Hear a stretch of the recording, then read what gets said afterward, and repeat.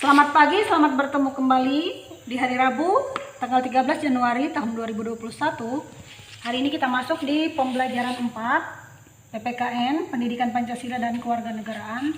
Silahkan anak-anak buka di buku tema di rumah pada halaman 40. Nah, di sini hari ini kita mempelajari tentang keragaman ras dan suku bangsa di Indonesia. Ibu bacakan. Negara Indonesia yang terletak di titik persilangan antara berbagai bangsa menyebabkan beragamnya ras. Keragaman ras berkaitan dengan ciri-ciri fisik.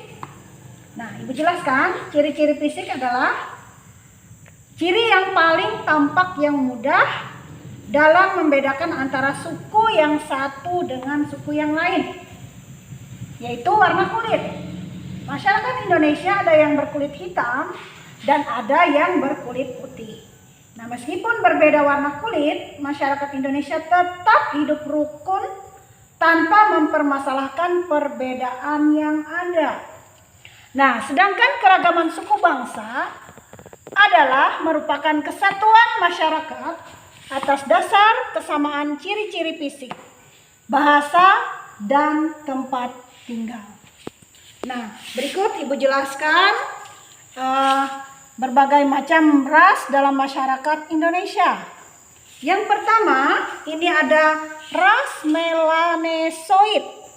Nah, ras ini mendiami di wilayah Papua, Pulau Aru di Maluku, dan Pulau Kei di Kepulauan Maluku.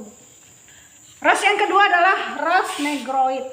Nah, ras Negroid ini antara lain orang Semang di Semenanjung Melaka dan orang Likopsi di Kepulauan Andaman. Ras yang ketiga adalah ras Wedoid. Nah, ras Wedoid ini antara lain orang Sangkai di Siak Riau, orang Kubu di Sumatera Selatan dan Jambi, orang Tomona di Pulau Muna, orang Enggano di Bengkulu. Jadi ini adalah ras Wedoid. Yang keempat adalah ras Mongoloid. Ras Mongoloid ini terbagi menjadi dua, yaitu yang pertama ras Proto-Melayu atau Melayu tua, yang kedua ras Pentra-Melayu atau Melayu muda. Nah, Ibu jelaskan ras Proto-Melayu atau Melayu tua. Nah, ras ini antara lain suku Batak di Sumatera Utara, suku Toraja di Sumatera Selatan, dan suku Dayak di Kalimantan Barat. Yang kedua, ras Dentra Melayu atau Melayu muda. Ibu jelaskan di sini suku Bugis di Sulawesi Selatan, kemudian Madura, Jawa, dan Bali. Itulah ras Dentra Melayu atau Melayu muda. Nah, yang kelima, ras Asiatik. Nah, seperti orang Tionghoa, Jepang, dan Korea. Itulah ras Asiatik, keturunan orang Tionghoa, Jepang, dan Korea. Dan yang terakhir, ras yang ada dalam masyarakat Indonesia yang terakhir adalah ras Kaukasoid. Nah, ras Kaukasoid ini adalah orang India, Timur Tengah, Australia, Eropa, dan Amerika. Berikut kita masuk di pembelajaran 5, mata pembelajaran yang sama yaitu PPKN. Silakan buka buku tema pada halaman 50 sampai 51. Kalau tadi kita Ibu telah jelaskan tentang keragaman ras dan suku bangsa di Indonesia. Sekarang kita di pembelajaran 5 masuk di beragam manfaat kegiatan dalam meraih cita-cita. Ibu jelaskan, kita harus menguasai semua keterampilan. Nah, apa itu keterampilan? Keterampilan adalah sesuatu kelebihan atau kecakapan yang dimiliki oleh seseorang. Jadi semua orang itu memiliki keterampilan masing-masing yang diajarkan di sekolah. Nah, ada yang terampil berhitung, ada yang lancar membaca, dan ada juga yang terampil dalam berolahraga. Semua keterampilan itu dapat membantumu dalam meraih cita-citamu. Jika cita-citamu sesuai dengan kegemaran atau hobimu. Nah, Ibu jelaskan apa itu cita-cita. Ini sudah kemarin Ibu ulangi. Cita-cita adalah suatu impian atau harapan seseorang atau suatu keinginan yang hendak dicapai seseorang dalam hidupnya, dalam mencapai tujuan hidupnya. Cita-cita setiap orang pun sangat beragam. Ada yang ingin menjadi penari, penyanyi, ingin menjadi ilmuwan, guru, pemain bulu tangkis, dan sebagainya. Artinya banyak cita-cita lain selain yang Ibu sebutkan.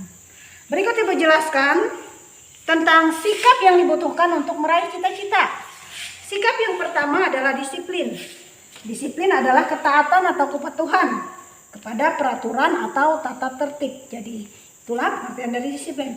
Yang kedua, selalu berpikir positif. Artinya selalu berpikir yang bagus.